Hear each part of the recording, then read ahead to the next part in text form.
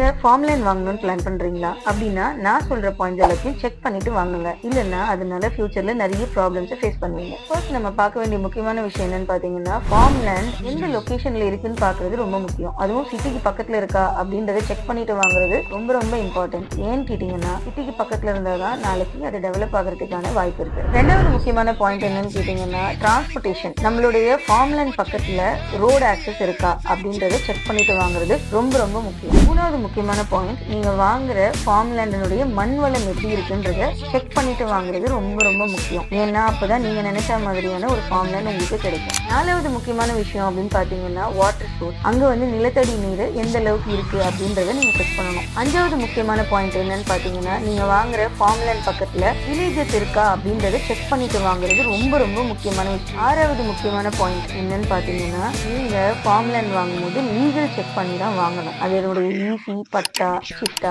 இதெல்லாம் கரெக்டா இருக்கான்றத செக் பண்ணிட்டு வெரிஃபை பண்ணிட்டு வாங்கினீங்கன்னா அது உங்களுக்கு ரொம்ப நல்லது. நீங்களும் ஃபார்ம் லேண்ட் வாங்கணும்னு பிளான் பண்றீங்களா? இந்த கிரைட்டீரியாஸ் எல்லாம் எங்க செக் பண்ணி கரெக்டா வாங்குறதுன்னு உங்களுக்கு தெரியலையா அப்படின்னா ஸ்கிரீன்ல தெரியற நம்பருக்கு கான்டாக்ட் பண்ணுங்க.